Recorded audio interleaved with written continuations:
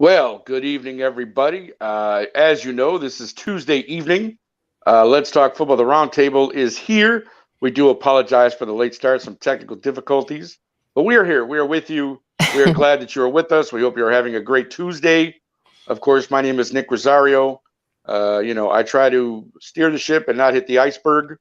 So we just hope that you guys will enjoy the show we have planned for you this evening. But of course, as you know, I'm never alone, and it's good to not be alone sometimes. I agree. First off, we have, of course, the man who now today appears next to me. Usually he's beneath me. Just kidding, Andy. You're my boy, Blue. But today he's next to me. Here he is, Mr. Fingers himself, Anthony Handy. Anthony, how the hell are you, my friend? I am doing well, sir. It is great to be here. It's good to see y'all. I felt like a kid waiting on the clock to tick down the last minute, the last day of school. Like we gonna go on, yeah, we going on. We didn't know. We Go didn't do know. this I thing. didn't know we were having technical difficulties, but uh, That's it, okay. it was Yeah, it was my it was great. apologies. It was a great week since I saw y'all last, and as always, I am very happy to be here. This is my favorite part of Well, the there you game. go. Now the show can start. Don't you That's don't you're you good, Sean. don't you start that, Right. Mr. Don't worry about it. Producer Sean. You good? Right. You're good, bro. It is. It happens, bro. It's okay. We're good. And of course, the third member of this team. She makes the show look better because Handy and I are here, so we got to have somebody who looks all right. But Hey, the lovely Delilah prettier than me, and Crespo, you know right? I say that. Lovely Delilah Crespo is with us as always. Delilah, how are you, Hey, dear? I'm fine. I'm fine. Just another school day. Yeah, I'm sure. Just Yes, a you day, look. just another school day. Do do do. I can do remixes all day. Thank you, It David. was actually David's here. Kyle's here. it was a good day though, so all good. It was Okay, actually a good day. So well, very good, and we appreciate you guys watching with us. And of course, it is Tuesday, so again, we are the Let's Talk Football, the round table with the three of us who will always do our best to bring you the football and entertain you as well. And as always, the first or the start to any game, as we like to do, is the coin toss. Let's get it on.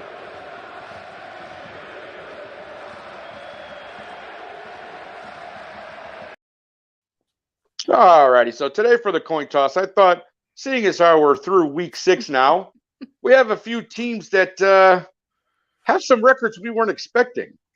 And there's been a lot of surprises so far this year in the old NFL through 6 weeks. So I thought today we'd play a little thing called Contenders or Pretenders.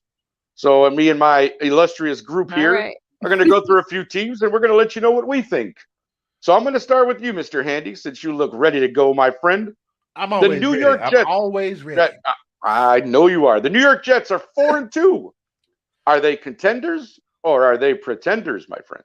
Oh, that's so hard to say, man. I hate playing this game because you see these teams come out, and it's almost like watching that kid, that one kid that never.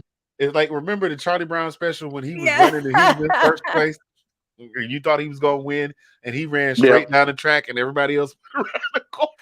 Right, exactly, right. Like, I You got want it. to see the You got it. Jets do well, man. I remember they were still in prominence when I was a little kid because of Joe Namath, and then some things happened and butt fumble and all of that stuff, and Right. the number one fan quit and went to quit being a Jets fan and went to do Subway commercials. Like, There you go. you know how bad you have to be for your number one fan to quit. I'm retiring as a fan, and since going on to other bitches, I'm taking my talents to South Beach. Like, I want them to be. I want them to be a contender so very badly. I will say they do have a good talent group around them. I did give props to Sauce Gardner last week. Producer You Sean, did. Yes. Yes, I you called did. him Sauce today. I didn't call him by his first name. I did give props to Sauce Gardner. Defense is looking much improved. They're looking a hell of a lot more organized. It's just, for me, I hate the feeling of when. I hate being a Georgia sports fan. When are the wheels going to fall off? Like, that's my thing. Right. So I'm Right. you know what though? I've always played for the position of an underdog with all the teams I've rooted for. So I'm going to root for the underdog, and I'm going to call them a contender. I think they're going to be in this thing till the thick of it, right down to the very end. All right. Okay. All right. No. So what you're saying is they're a contender. Is that what you're Yes, saying? sir. I'm saying they're a contender. Okay. All right. Very good. And again, we thank you. Andrew's out there in the audience. David, we saw you. Kyle, and of course Stifler's mom is watching, so that's always great. Delilah, I'm going to give you the 5-1 New York Football Giants. Pretender or contender? I think between both New York teams, they are contenders. Oh, okay, I okay. think only because one, like they're finally using their talents. Like I'm finally happy for Saquon Barkley because man, he stuck around for some really just awful seasons. And Sure. Well, so he was hurt a lot too. Yeah. yeah, he was, but at the same time, it's like, ugh. But no, I think also like honestly, I also think their coach is doing a phenomenal job. Again, it goes back to what we spoke about last week about him being at that top or at least one of the top 3 people are looking at for coach of the year because he just comes out with some really like phenomenal stuff. Now I'm sure he works it out with his offensive coordinators, but we know head coaches always get the props, right? Kind of like quarterbacks get the Yes. props of the team. Oh But yeah, they usually do. Right. but it's just something like the way they're just coaching that New York team and they're just getting it done. And either they dominate or they just find a way to win, right? Like it's just I don't know. I thought it was amazing. I think that they're doing really cool. And I would like to see them go further, to be honest, because they've been the underdog for a while. So let's see how far they go. Sorry, NFC East, because your division just got super, super a lot harder. Yeah, that's the crazy part, right? I don't think anybody would have expected that. Again, the Eagles are 6-0, the Giants are 5-1, and the Cowboys are 4-2. Yeah, So there you go. I'm going to go with the Vikings. I'm going to talk really quickly about the Vikings. They're also just on fire this year, and with Green Bay being only 3-3 because they're struggling badly. It's amazing that the Vikings. A lot of people actually. There were people who thought the Vikings actually would win a division before the year started. So I don't know that this is too much of a surprise, but I do want to say I do think obviously that they're contenders because again I actually think at this point I know it's only week 6 and we love doing this sort of thing. That's why I like playing this game. But barring any real collapse by Kirk Cousins, I think the Vikings are playing pretty well. And again, Green Bay is struggling badly. Their offensive line is bad, and the defense isn't great. And Aaron's struggling with those receivers still. I mean, he's getting the ball out, but when the Jets, speaking of Anthony's team that we talked about, I watched that game, and the Jets just totally mauled them with their defense. Their line was all over like Aaron Rodgers the whole game. It was really, really fun to watch for me. I actually laughed a lot. But anyways, like I said, back to the Vikings. Kirk Cousins to Justin Jefferson to Adam Thielen. You still have Dalvin Cook back there. Yeah, exactly, Sean. Barring any real collapse and Kirk Cousins, the same sense. Where have I heard that? Look at that. Even producer Sean is being funny on a Tuesday, ladies and gentlemen. He's joining us from the background, of course, hiding in the shadows, throwing out his comments. You got to love it. But yeah, I do think Minnesota, honestly, exactly. Send more comments. The defense actually is playing well, and their offense, obviously, again, when we looked at it, when we finally looked at the numbers, if you look at the Kirk Cousins numbers for the last 5 years, he's actually a top 10 quarterback in the league. He is. By the numbers. And no, I know. Well, I know you've been a fan, Delilah. I know you've taken up for Kirk Cousins in our discussion. I didn't say he's my favorite. I'm just saying statistically, if you look at it, right? Statistically, he's a top 10 quarterback in the last 5 years. So when you look at it and go, well, where's the success?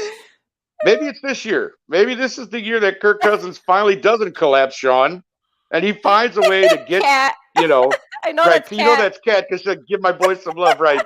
Cat, we love you. I know you're a Spartan. Yes, Cat, your Spartan boy is doing well. The Vikings are playing well. I think they're a contender, especially in that NFC North. I would not be surprised if they won the division. So we'll go with Vikings for as a contender. Let's throw out one more team, shall we? And I'm going to throw out the Chargers, and this is for all of us. So I'll start with you, Andy, first. They managed to scrap to 4-2 with that win over Denver last night. And again, there's been hype around the Chargers for the last few years with Herbert and Eckler and the boys and Mike Williams and the defense with Bosa. Khalil Mack had a sack or two last night. Are the Chargers for real at 4-2 right now at this point? What do you think? I'm on the fence, and I tell you why. They played pity pat with Denver last night. Denver, as we know, is not good this year. Russell Wilson is a shadow of himself He's not the Russell Wilson that we came to know and love in Seattle. I mean, he's Denver, Bronco Nation, let's ride to the 7-Eleven and get some Tic Tacs because that's all we gonna do. And they played pity pat with him last night, man. It was like you lose, no you lose, no you lose, no you lose. That's what that game was last night. If the Chargers were real contenders, they would have had that game well in hand. It would not have taken all 4 quarters to put that game out. You understand what I'm saying? Okay. No, fair enough, game. Right. Now, I still think they're a good team? Yeah. But do I think they're contenders this year? They still got to get through Kansas. I mean, you still got Kansas City in the same division. We know that the Raiders are, and we know the Broncos are not too far behind the Broncos. Right. So sure. You know, I see them holding up the rear. I mean, they might get a wild card spot, maybe. Right. Maybe. All right, Delilah, how about you? Are you sold on the Chargers or not? Sorry, I'm not, but then they're in a division with 2 teams that are just not playing to their elite caliber, right? Sure. They're not going to beat Kansas City. They're just not going to beat Patrick Mahomes. Honestly, I'm actually disappointed at the division because I know we really thought that division was going to be the most competitive, or at least one of the top competitive divisions in the league coming in the season. And it's just like the Raiders imploded. Denver is playing like just god awful football. You know what I mean? And so like I feel like by default they might be like the second in their division, but they're not gonna take that division away from Mahomes, and because of that, they're pretenders. Okay, fair enough. Now, I'm going to go a little bit against the grain here. That's what I do, I guess, right? I want to smoke. No, I'm just kidding. But I still have hope in the Chargers. I'm not going to lie. Justin Herbert, to me, it's his 3rd year in the league. I really think that this young man is still coming into his own. Now, he should by this time now, but he did. He lost Rashawn Slater off his line. And, a couple of other guys have been injured. They've been replacing people on that line. And that's really what's hurt them in these last few games is he's getting pressured a lot more than he normally does. I mean, Slater was a beast on that left side protecting his blind side. And with him out, you've noticed the glaring difference. David said, I told you guys last week, LA Chargers was done after the loss to KC. Okay, David, fair enough. But again, they sit there at 4-2, like you said, in a division where 2 of the other teams are just not playing to their. So, I mean, again, like Delilah said, Anthony said, there's a potential for them to still make the playoffs. There's 7 teams that go in each division. And I just think at 4-2, they're sitting in a decent spot. Yes, they probably won't overtake Kansas City. But again, they are technically right there at this particular junction. I just feel like they're not done yet. I'm going to have a little faith in Justin Herbert and the boys. So I'll say contender. And you guys can throw the eggs at me later when it doesn't happen. All right. So, as you know, that is the coin toss. That is our first segment every week. So, why don't we go to a quick video and we'll be right back.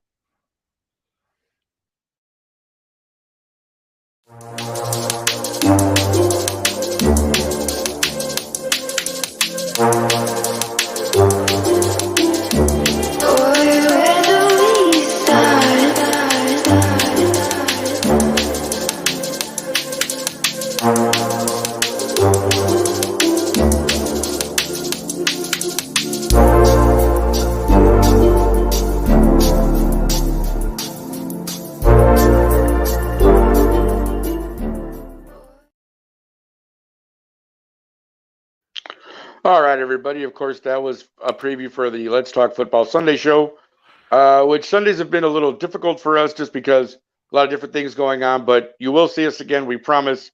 Look forward to that preview show on Sunday. Well, let's get moving on here with yes, sir, Mr. Fingers. Yes. Listen, I like all of our little transitional videos, but I think the background music for that one is the dopest one. I was in the background like boom, boom. Okay, very good. Well, we try to I don't know what they were saying. That was bad. I was ready to crack some glow sticks. That's awesome. Crack some glow sticks. Boy, you could tell you were a DJ once cracking glow sticks. Listen to this guy. Hello. All I need is an air horn. Yeah. Oh, please don't. Yeah, no, I can't do that. Delilah and I hear that enough at that Packer bar that we like to hang out at. No, thanks. Anywho, As speaking of Delilah Crespo, we are ready now for the ever popular segment of This Day This Week in NFL History.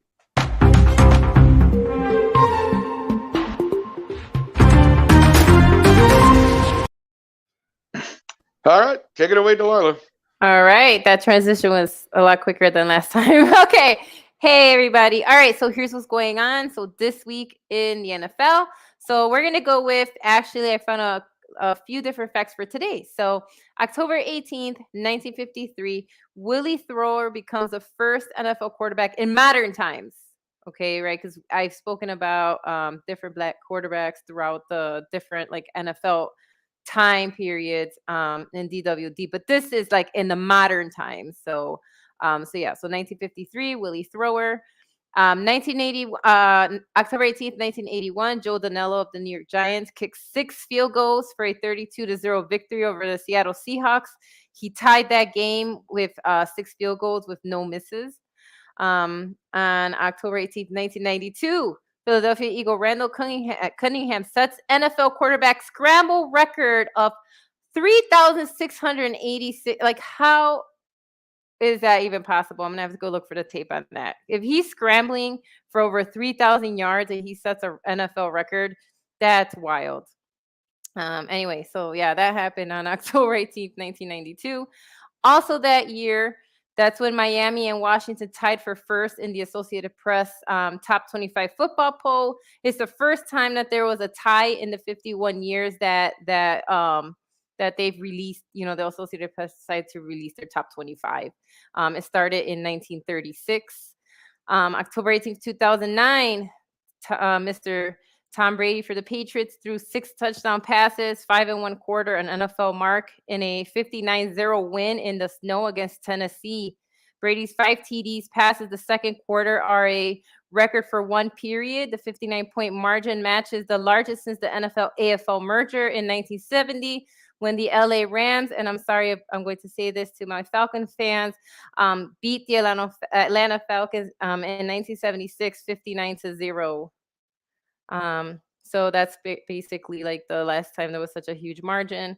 October 18th, 2015, the Green Bay Packers, they stopped San Diego on 4th and goal from the 3 with 15 seconds left and overcomes a career day by Phillip Rivers, who had a career high of 43 completions, 65 attempts, and 503 yards with 2 touchdowns. But the Packers stopped them there when they won 27-20. So that's what happened.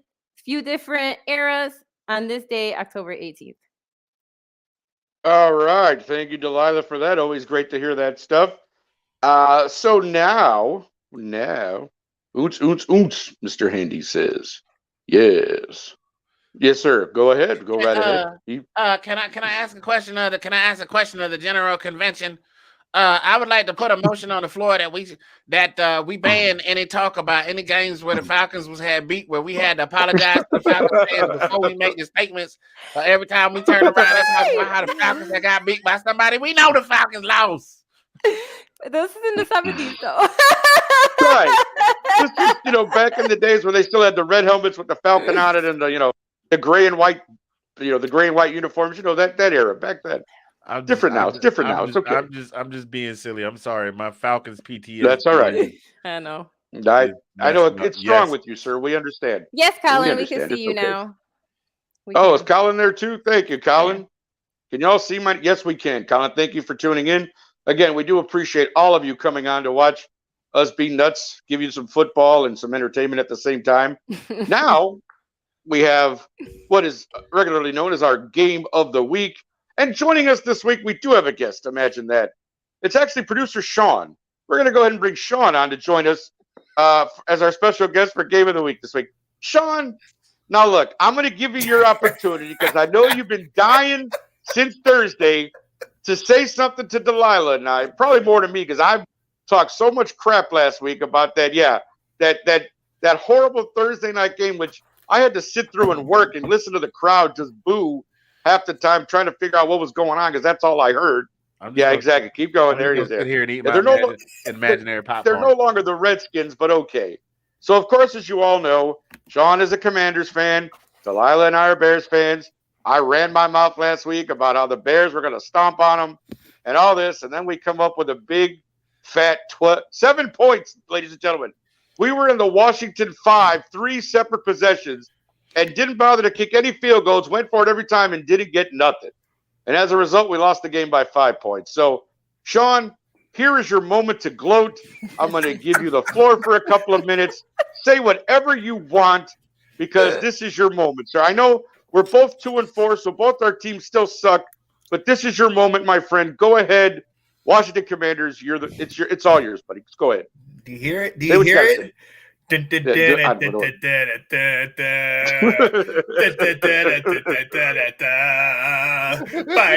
on until we won, sons of Washington. Rah. Let's go. All right. That's it. I deserve that. That's all the joy. That's it. Okay. You saw that's the all game. Okay, you're done with that. I did. Saw the game just as much as I did. I saw it later on highlights. Yeah. No, that was horrible. Well, that's what I'm saying. Like sitting there, actually working the game. I'm in a commissary right outside of the media room on the second level of the stage, right? So you can hear when stuff happens. So I hear cheers, and I'm going, okay, what happened? There's a cheer. Then you hear boo. I heard more boos than anything. So I'm going, what the hell is going on out there? And then, at the end of the game, I'm trying to check out vendors. So I'm thinking, I knew we were close. What's the score? And the guy's like, we just lost 12-7. I'm like, what? We lost 12-7. Yes. Like, are you serious? Yes. What? And then, he explained what happened towards the end. I'm like, I don't even want to know. And then Sean and I went through the whole end of the game in a separate chat. So I probably cried for about 5 minutes because that's horrible. But anyways, Sean has been gracious enough to join us this week as our special guest. So Sean also is our producer on this show. We love him for that. Thank you, Sean, for all you do producing-wise. But I will say this. You've got something coming up this week. And, guys, please feel free to chime in. Carson Wentz has been injured now. He did hurt his hand late in the game, right? So Taylor Heineke, I assume, is in, like you were saying, Taylor Heineke and Sam Howell will be the backup. Now, here's the thing. Taylor had some success last year, and he knows the offense. Do you feel going forward that this, could still be a good thing for the team? Yeah. Or what are you thinking here with Taylor taking the reins back? Well, yeah, I mean, it's always a good thing. This guy, like you said, he has known the offense. He's won 7 games in the offense, and he's 1-1 against Tom Brady, but each time he's giving Tom Brady everything that he can handle. He's going toe-to-toe with him, and nobody would have expected that. So it is good. We like that he's comfortable and everything, but the fact of the matter is we still have a largely depleted O-line. Both of our guys that we picked up, Trey Turner and Norwell, both have been playing very below average. And we've already taken out Trey Turner, and Norwell had a particularly bad game as well. So he's on his way to the bench.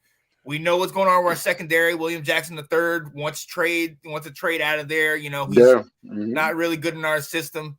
Look, anybody should have, wasn't nobody trying to win that game. Obviously. I told you about that. But going forward, honestly, the best thing that could have happened, in my opinion, we got Brian Robinson. We've established him. It looked like in this game he had 60 yards. Shout out to him on an amazing recovery. I mean, just in the life part of it, the aspect of the whole thing. He took 2 shots to the stomach, right? It was 2 shots to the stomach? Yeah, to the stomach, lower extremity. So, And, so glad that he's even able to walk again and be back playing and everything like that. But having him out there, we're definitely kind of leaning heavy on him. We got our receivers out there. Look, Carson knows the offense, like you said. So we'll see what he can do. But we still have major issues that, a trip to Chicago didn't fix. If anything, we were more exposed after that game than anything else. Nope, fair enough. I guess my other question, again, and then everybody else feel free to join in. Is it Sammy time? I don't know that it is. Maybe Sean, do you want to answer that? Is it Sammy time? No. Not going to kill my favorite quarterback. Well, no, because I think you have the same problem kind of that we do. But Justin is going through it where the line, why would you want to expose Sam Howell as a rookie to that offensive line? You'll just get that poor kid killed. Exactly. I mean, I'm just saying, we have the same issue here trying to protect Justin, and that kid's taking a pounding in both the media and on the field. So it's he can't win no matter what he does. Because people are like, well, you see there. Go ahead, That boy got Anthony. beat like that boy got beat like he stole something Thursday. Exactly. Yeah. But you know what? Let me I say know. that though. Let me say, like, kudos to him, man. Because Anthony, you're absolutely right. We really laid the lumber on him. And there were some times where even I was like, there were some times where even I was like, ugh.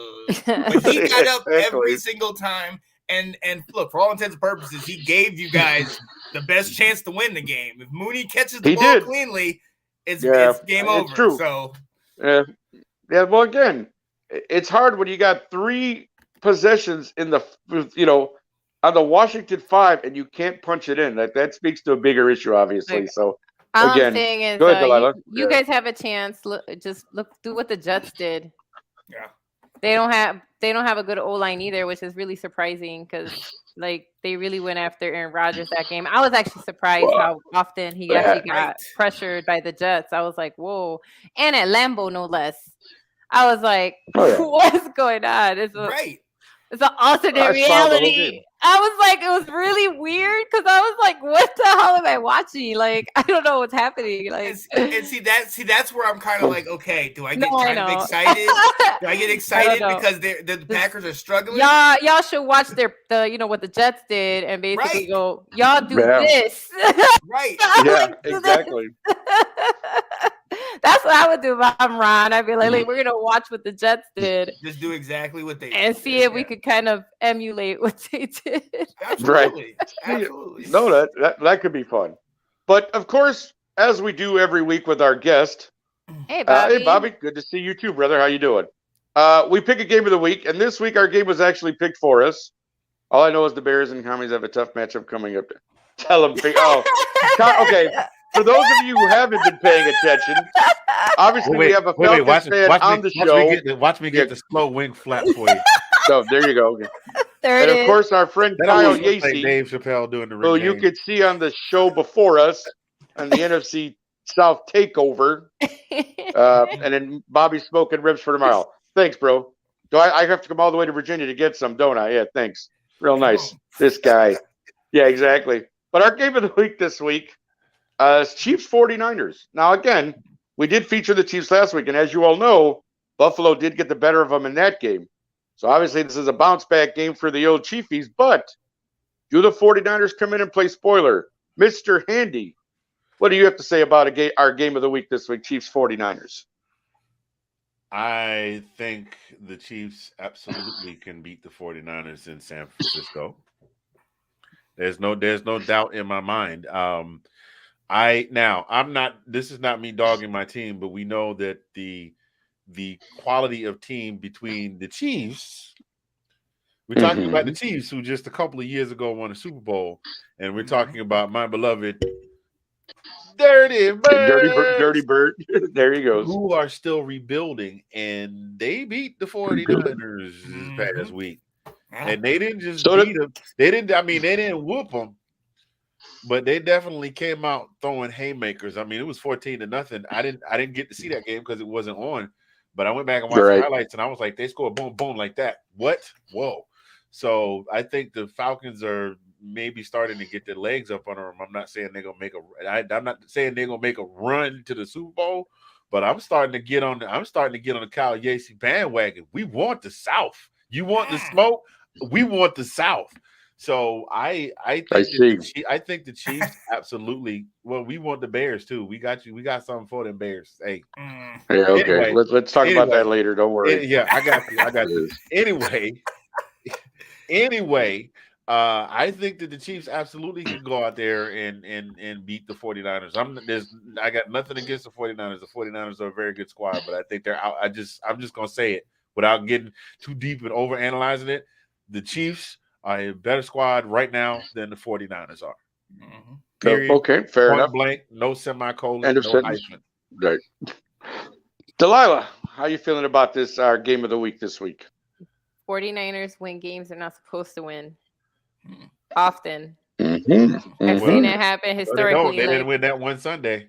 Oh God! I said they win games they're not supposed to win. They're not supposed. Yeah. Okay. Not lose games they're supposed to win.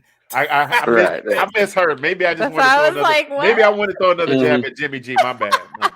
No, right, exactly. For some reason, I don't know what it is, but when he takes an L, he tends to come back and wins the next game. Like if you look at they don't have a bad record. Like they're right in that division. Honestly, that division to me is actually really hard to win. I don't know who's going to win out in that division. That's true. Which is surprising, right? We thought Seattle would be at the bottom, but Gino's doing his stuff, so can't hate on that. Like honestly, that makes me smile. Good for that guy. But but anyways, no, I think 49ers could be a spoiler.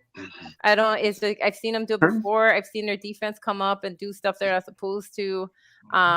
Like it's just, I feel like they can't. I feel the 49ers could win this game. Now, can I see the Chiefs leading 2 in a row? No, but at the same time, I've just seen 49ers do weird stuff. Like I said, they went into Lambeau and beat Aaron Rodgers with a good team. Yeah. And kick them out of the playoffs. So I don't know. That's what I'm trying to see. They're weird. They're very, I don't know, man. I don't trust the 49ers. They're very streaky. They're very streaky. Well, that's been the knock on Jimmy G, right? Is he's streaky. Like when he's not hurt, he's in there, he plays well, but the team itself is streaky. So I get your point there. Sean, we'll go to you next with this. What do you think of Chiefs 49ers? Anything special coming out of this, or do you think that, are you maybe in the thought Delilah has that the 49ers could pull one out here at home? I definitely am. I mean, look, we've seen what the Chiefs can do. They put up 44 on the Cardinals. We've seen them beat the Buccaneers and beat certain teams. But if you look at it, how do we explain the loss to the Colts? Buffalo, lost to Buffalo. There's something that San Francisco has that both of those teams have: a good defense and a solid running game. Yeah. If you can keep Patrick Mahomes off the field, keep that game low scoring, it's very possible. And look, let's not forget, this is the same San Francisco team that, 3-4 years ago was 6 minutes away from beating the Chiefs with all their weapons in the Super Bowl, led by Jimmy G with that great defense, same coaching staff, the whole nine. So I definitely think this is. Look, I'm with Delilah right here. I think San Francisco can do this, and that's not a slight to the Chiefs. I just think the Chiefs, they're good. We know how good they are, but if you go up against a team that has a good defense and a good running game, I think that poses some issues for the Chiefs. Yeah, it's interesting you say that, because in thinking back, like you said, in terms of the history between the two teams, you kind of look back to that game and go, man, San Francisco, had they just a little bit more and they would have had that game. I'm always torn with this because, again, I actually want to be a Garoppolo fan because I think he's been treated badly by San Francisco, and then they had no choice but to go back to him when Trey Lance got injured. So it's kind of like, well, you're stuck with him anyways, aren't you? That's like karma. They got instant karma with that whole thing.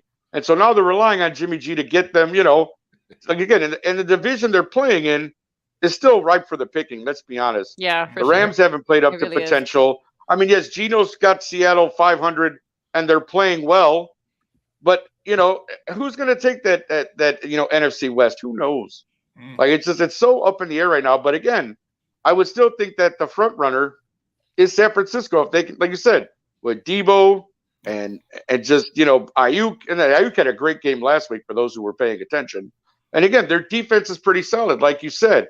So if they can manage to eat up clock, like you said, get that running game going, set up the pass and all that stuff, you keep Mahomes up. Mahomes can't score if he's not on the field. So that's one thing. But again, I find it, like I said, I want to be supportive. I like Jimmy G. Okay, Andrew, you might be right. I think it's Buffalo, but I get your point and I understand. I still think Buffalo's a team to beat in the NFL, AFC, NFC, whatever. But again, the Chiefs are right. The Chiefs are right there. Right, Bills Mafia. But we'll see what happens. Again, I'm going to go ahead. I'm just going to say I'm going to pick the Chiefs to win this game. But I would not be totally surprised if the 49ers pulled one out. No. I'll just put it that way. He's also a local boy. He's from nearby Arlington Heights, which is he's an Eastern Illinois graduate. Him, Tony Romo, and my guy John Yurkovich, who people are going to go, who the hell is John Yurkovich? Let me tell you who John Yurkovich is really quick, my friends. Lord. This was a kid. He was a defensive lineman who played for a few teams in the NFL, Jaguars, a couple other teams. Yurko is currently one of our local ESPN radio guys, and if you've never heard him, He's absolutely phenomenal. So, John, if you're listening, I'm one of your biggest fans, brother. Listen for ESPN AM 1000 here in Chicago. It's Carmen and Yurko, Carmen DeFalco, John Yurkovich, 10 to 2, was it like 10 to 12 every day or whatever it is? Those are my guys. What the Roundtable is, so you can shoot your shot and say what's up to John Yurkovich? That's right. You got to do what you got to do sometimes, bro. I'm just saying. You never know. John could see this. You know, that's my boy. I love Yurkovich. No, anyway, like I said, local boys done well. But Handy, if it's scared of Rocky Top, oh, okay, fine. Just because Bobby brought it up real quickly, are you, Mr. Georgia? Are you afraid of the Tennessee Volunteers, bro? Are you afraid? After they knocked off Alabama this weekend, are you afraid of Tennessee? Are you? Listen, Tennessee beat Alabama, and that's real nice. And you know, they beat them with the kick that was like the floating pitch in Rookie of the Year at the end of the game. It just kind of just floated up over the top, and then they tore down the goal. It looked like a knuckleball. It really did. Yeah, it did. And they tore down the goalpost, and they went and dumped it in the Tennessee River. But it took as much as okay. Tennessee beat Alabama, and yes, Tennessee is on that come up.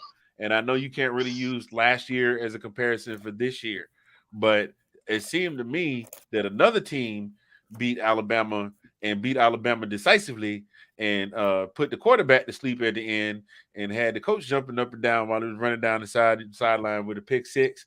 I said all that to say, Bobby Wills, you just brought Uncle Shay out. I'd have tried to put him in the closet because somebody else had tried to steal my impersonation and made it their own. And I've been doing Shay for 2 years, and I ain't never got my own clip of my own feature, so I'm bringing it out right now.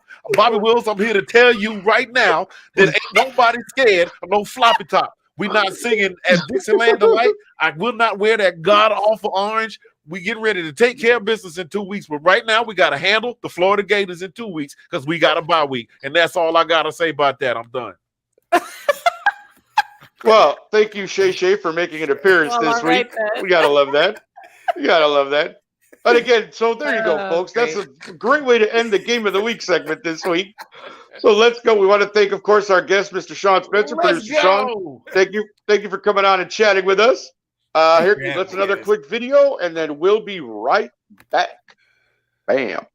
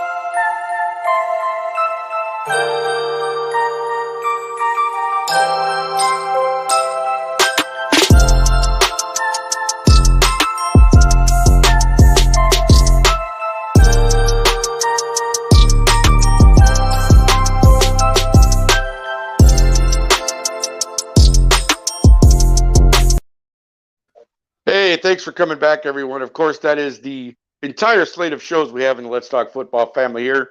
So again, at any given night, you can check out one of the shows. That was all of them. It's phenomenal. We love you guys for watching. Thank you. And of course, as you saw in the last segment, this week in SEC football features none other than a man who was also on our show, Anthony Handy, Mr. Fingers. And of course, the ever popular, I think this is really gaining traction. I think people are really enjoying your rookie spotlight. So here is Mr. Fingers, Anthony Handy, with the rookie spotlight. Take it away, Anthony. Hello, ladies and gentlemen, boys and girls. If you have been watching, thank you for watching Let's Talk Football, the Roundtable thus far. If you have not done so already, that thumbs up symbol, hit that. Hit it a bunch of times. Hit the love, hit something. Even if you don't like it, hit the thumbs down. We would prefer that you don't, but everything helps. Give it a share, give it a subscribe. Let everybody know that Nick and Delilah and yours truly are here doing the doggone thing week in, week out, bringing you the best in NFL reports. I come to you today, ladies and gentlemen, to talk to you about somebody. A little somebody What somebody? I'm glad you asked. He was born in Union County, North Carolina. Come on and raise up. I would take my shirt off, but it's not pretty up under here. It's really not. I'm working on it, though. I'm in the gym. He attended and played football for Sun Valley High. Now, let me tell you what he did while he was at Sun Valley High. He threw for, are you ready for this? 13,415 yards and 145 touchdowns, and ran for 3,621 yards and 60 touchdowns while he was in high school. He was the second-ranked recruit out of North Carolina, the Tar Heel State, and he originally was committed to play football at Florida State University, but he flipped over to the University of North Carolina after their offensive coordinator left the program to go someplace else, and Coach Mack Brown was brought in to be the head coach. Ladies and gentlemen, I'm talking about none other than the incomparable producer Sean's boy, Sam Howell, ladies and gentlemen, boys and girls. So he wound up going to the University of North Carolina. He continued on that crazy streak while he was there. His freshman year, he won an open competition to be at the Tar Heels starting quarterback. He was the first true freshman in North Carolina football history to become the starting quarterback. He wound up passing for 245 yards in his first debut. This is just his freshman year. Stay with me now. Against North Carolina, North Carolina State, he threw for, that would be pretty impressive. He played for North Carolina and threw for touchdowns against North Carolina. Against North Carolina State, 401 yards and 3 touchdowns. MVP honors for his performance in the 2019 Military Bowl, where he threw for 294 yards. I don't want to cut none of this guy's stats off, and 3 more touchdowns. His season stats for the year was 234 of 388 passes for 3,347 yards with 35 touchdowns and 7 interceptions. It was a single season record for touchdown passes for a true freshman quarterback. He was also named Rookie of the Year, and he earned third-team All-ACC honors. He also went on to earn second-team All-ACC honors in his sophomore year. Good Lord, I mean, he became only the second Power 5 quarterback to post back-to-back games of over 300 yards and 100 rushing yards since 2004. And that's rare air that he's in. I give you 2 guesses who did that before, and the first 2 don't count. It's a little guy who's quarterback, and you might know him. He's up in Baltimore, goes by the name of Lamar Jackson. His career stats while he was Sean, how is it you say it? Let me see if I get it right. Tar Heels. While he was in the Tar Heels, 92 touchdowns, 10,283 yards. They're both school records. And he, check this. This is how bad this boy was. He threw a touchdown in every single game that he played, ladies and gentlemen. When he graduated, he decided to forego his last year of eligibility. They had him projected as high as, I believe they had him projected really high in the second round. They had him, some folks had him going in the late first round, but for some reason he wound up dropping all the way down to the 5th round. But he got picked up by none other than, again, another favorite team of producer Sean, the Washington Commanders. Right now, he's the 3rd-string quarterback, but he will be elevated to 2nd string this week with Taylor Heineke getting the start with Carson Wentz being hurt. So maybe, depends on how the game go. We might get to see Nathan Snell stop it. Open competition. That means nobody wanted to be there. Stop it. They was looking for a quarterback. Stop it. Don't make me bring out Shay Shay twice in one show. I might bring out Cat Wibbenzon out there, boo-boo. Don't sit over here and hate on Sam Howell and say that he was not a fabulous quarterback when you know he was. Now, we going to keep this thing going. Here's some of the things about Sam Howell that I like when I saw. This kid is a baller. I mean, he's still raw. Like, with all that talent, he's still raw. But the kid's got a cannon. He's got an arm. When he plants his feet when he's going through his progressions and you see him plant his feet, that means that somebody got beat over the top. I think the longest pass I saw him heave watching his highlights was about 70-something yards, and that was from quarterback to receiver catching the ball. We're not talking yak. We talking pure, about 67 yards on a rope. Now, he's had a lot of 70, 80-yard passes. There was some yak behind that. And not only that, the kid's got wheels. He's only 6'1", 220, but he runs like a fullback he runs like a fullback that's about 4 inches taller and 50 pounds heavier. He's got this stupid ability when he gets contact, unless you wrap him up real good, he's just gonna kind of bounce and roll off of you. He's also really good at splitting between tacklers. So yeah, he might be a little bit undersized compared to the league average, but he has really good accuracy on his throws between defenders. He's good at throwing outside the numbers. He's good at throwing on the run. He's got really good velocity on his short and intermediate passes. I kind of hate that he got drafted so low. He's so low on the depth chart, because I really want to see what this kid can do.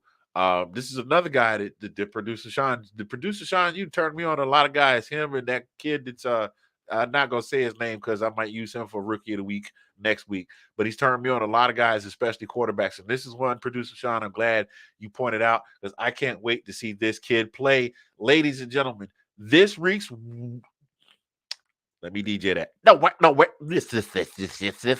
This week's Rookie of the Week, from none other than the North Carolina Tar Heels, 2022 NFL Rookie for the Washington Commanders, Sam Howell. Back to you, Nick. Ooh. Well, thank you, Mr. Handy. We appreciate that. And yes, I'm not going to lie.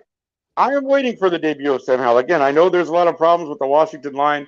You don't want to see the kid get mauled.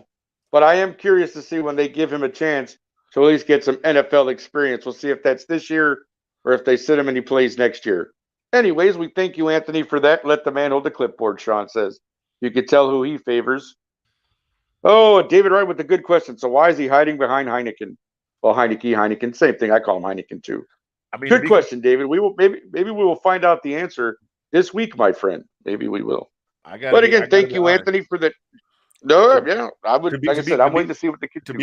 To be completely honest, I think for all of the faults that people say that Ron Rivera has at coach, I think one of the things that he's like, I'm not throwing that kid out there to the wolves just yet. I mean, we don't want to beat him up.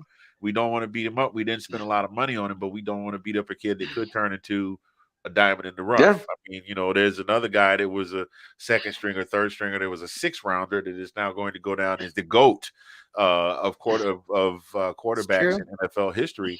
And he sat behind. He sat behind some decent to good quarterbacks, and they didn't just throw him out there. So I think we're going to put that one on Ron Rivera, not in a bad way. I know people want to see him play, but it's a heck of a lot better to let him sit and bring him in when the time is right, when they built something for him, than to throw him out there to get, a la Robert Griffin III and get him torn up, Very true, my friend. Thank you again for that. It was the Rookie Spotlight for this week. So now, guess what? It's time for the segment I know you all wait just with anticipation to see how Nick did last week. Well, let me tell you something. I went 3-1 last week, boys and girls. All right, so a nice rebound for me, putting me for the season at 10-14. I'm getting closer to that 500 mark. It's coming, I tell you. I swear I'm going to get there, ladies and gentlemen. So, of course, this segment is Nick's Picks. I'm here with my Week 7 picks. So, my lovely producer, Sean, has been so gracious as to put these in for me because, again, I forget everything. Bears Patriots. Now I know what you're thinking, Nick. You always say don't do this. Don't bet on your Bears. Don't do it, Nick. But I'm an idiot. Let's just call it that. Okay, look, they've had 11 days off to fix some issues, and one of them, and I'm not going to lie, I was very behind this. We did bring up Isaiah Coulter. Now, I know you're saying that's not going to make a big difference, but Isaiah Coulter was brought up to the practice squad, and we cut Smith Marset, who, as some of you know, was kind of the GOAT of the last few games. Missed a pass in the Washington game, had the illegal block in the back on the touchdown run the week before. Didn't get out of bounds on that play on our last drive. Anyways, so here we go. We're in Foxborough.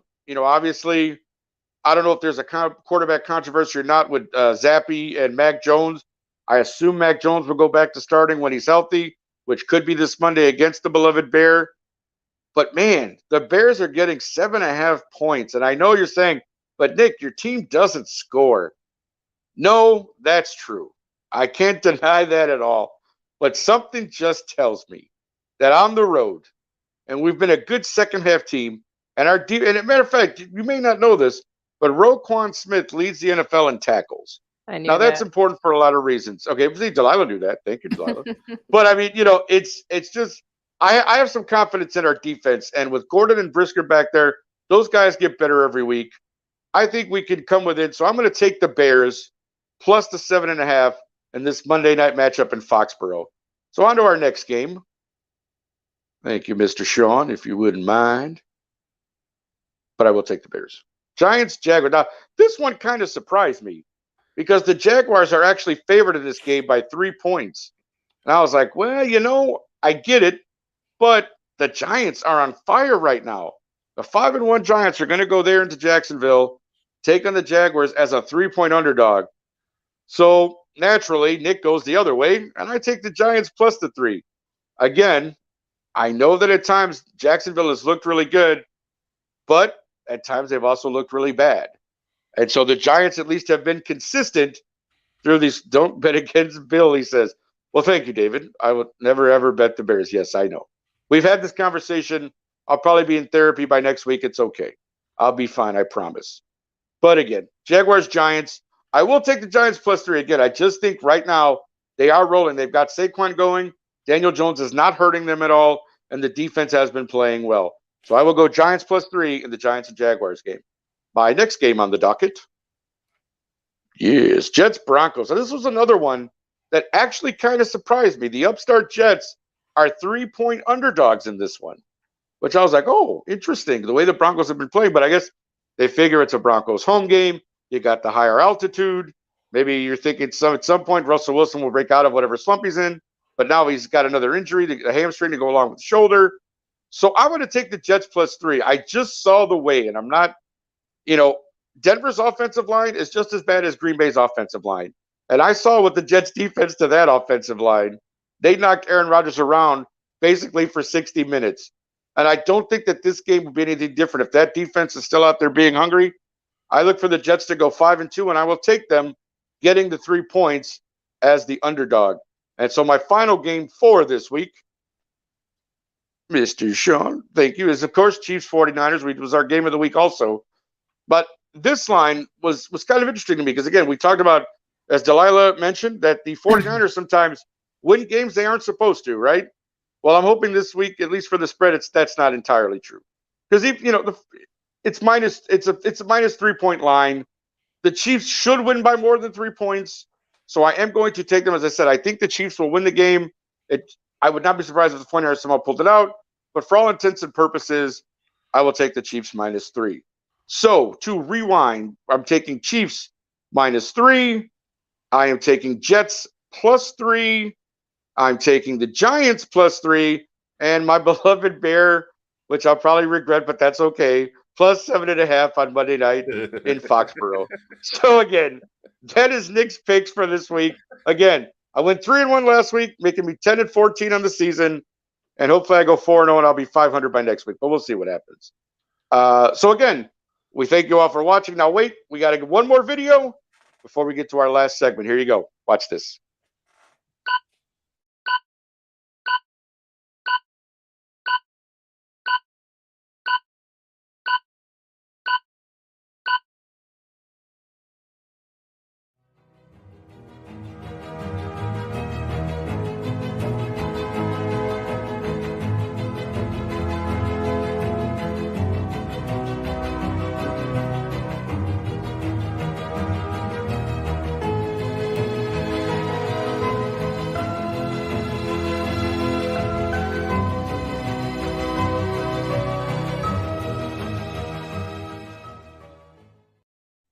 And of course, ladies and gentlemen, that was for our Wednesday show, Washington Football Weekly, starring producer Sean and our buddy Will Kramer, who unfortunately Will was going to be a guest tonight, but due to time constraints, we weren't able to get Will on. Will be on a later date for sure.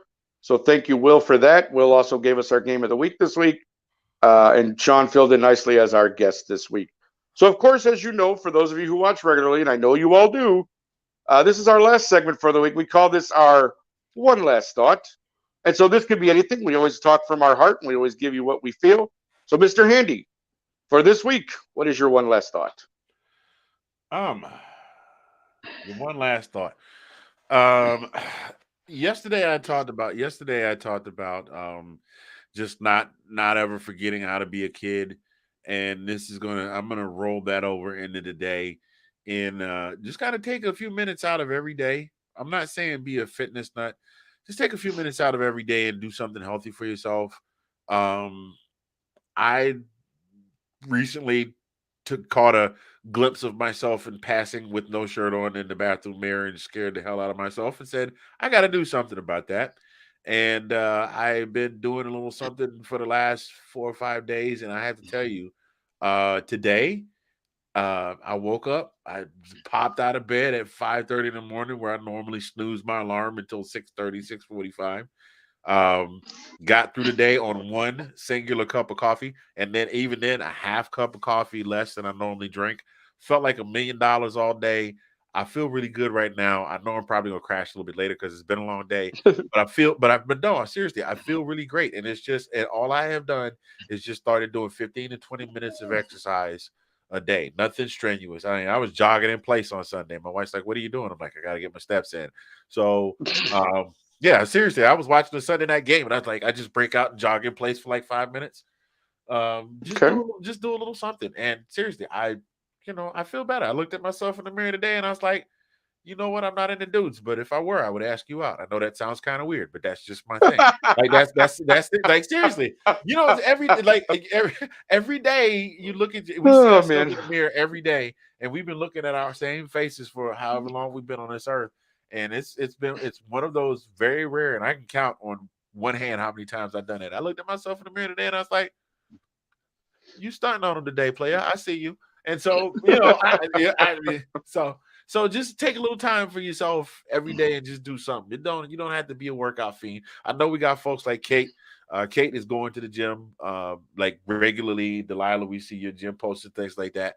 But it don't have to be a full hour. Just 10 to 15 minutes a day, and you'll be surprised just getting your endorphins going, how great you'll feel. And that's all I got. That's all right. Hey, that's not bad advice. Believe me, I've been trying to get on that train too, my friend. So I understand totally. Believe me, I took all my mirrors out because I got tired of seeing them. I'm like, oh wait, no, nobody wants to see that. Oh no, you don't want to see that. Believe me. But one week maybe I'll take my shirt off for you just so you can see, and then you all know what I'm talking about. I'm just kidding. But anyways, let's go. Oh man, this show's going off the rails quick, ain't it?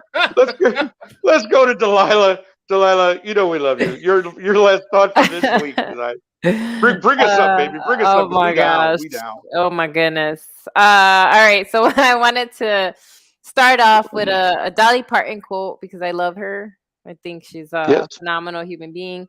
And something that she always says is like, the way I see it, if you want the rainbow, you got to put up with the rain, right? So basically, like, it's like everything isn't always going to be dark and gloomy, right? Sometimes you got to kind of deal with that so you can see the sunshine. So like, and sometimes you actually have to work to find that sunshine, right? However that might be.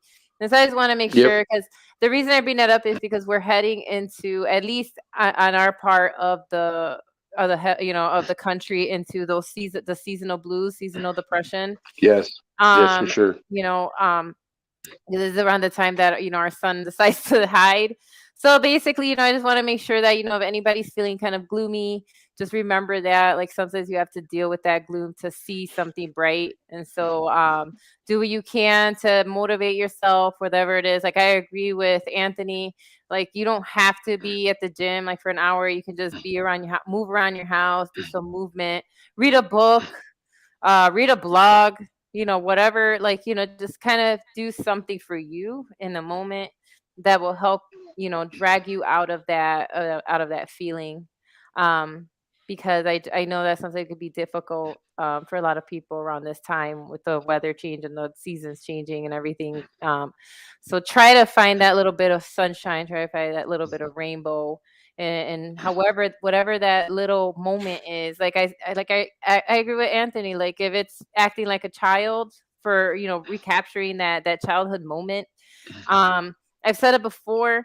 Like I don't know why people get all hung up on people who enjoy a pumpkin spice latte. Who cares? Let them enjoy themselves. Like why are you ragging on these people? They're just, you know what I mean? Right. So like whatever it is that brings you a little moment of joy, like, and go out there and do it. I love Halloween. I enjoy that time. I like dressing up. I like the whole nine. So if that's something you're into, hey, happy Halloween. Have a good time.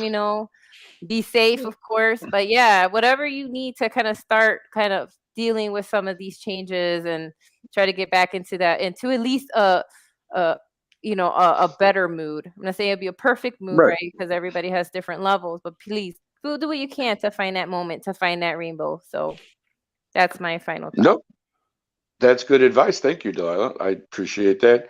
Mine is just pretty simple, I guess, and straightforward in terms of this is always my favorite time of the year. The last 3 months of the year, October, November, and December, have always been my favorite time of year. Not just with the holidays, Halloween, Thanksgiving, Christmas, obviously, but football, of course, college football, and baseball playoffs. And that's real quickly what I want to talk about today. Because as you know, we now have basically the championship series set where the Yankees will take on the Astros in the American League. The Padres will take on the Phillies in the National League, which is kind of funny because I don't think anybody expected the Phillies and the Padres to be playing for the chance to go to the World Series. So, again, I love this time of year. Baseball was actually my first passion. I played 7 years of Little League at a little place called Hamlin Park here in Chicago, which is always dear to my heart. But football, obviously, as I got older, was my sport. But again, my first love was always baseball. And so with the playoffs coming up, I'm looking forward to some great series. I'm kind of pulling for the Phillies, I won't lie. I like some of the guys, and they even have an ex-Cub, Kyle Schwarber, there. So I'm going to pull for the Phillies. Obviously, the Yankees are the evil empire, but then again, the Houston Astros have also become kind of the evil empire. So I really don't care who wins there. Whatever team comes out, they'll probably be favored to win the World Series either way. But I just hope it's competitive. I hope we don't have just 4 games and out. I really hope that the baseball playoffs can live up to the hype this year because it was kind of an up and down season for a lot of things. And hopefully, once you get to the World Series, everybody loves to watch, and it becomes a spectacle again. So I always appreciate that. But again, enjoy the season as well. Again, these are the 3 best months. Halloween, Thanksgiving, Christmas are always great. It's a lot of time to reconnect with family and friends and to just be grateful and thankful for what you got, which I try to do that as often as I can. I feel that I am a very lucky man in general, and lucky because I'm here with you guys too. I mean, we love doing the show. We love everybody who watches. I mean, thank you guys so much for taking the time out of your evening to sit here and listen to us babble for an hour every week. We appreciate that. And with that, I do want to say thank you. Again, another show has come to a close. But as always, for Delilah Crespo, for Anthony Handy, Mr. Fingers, and for myself, Nick Rosario, thank you all for watching. We will see you all again next week. And remember, as always, don't hate the player, hate the game.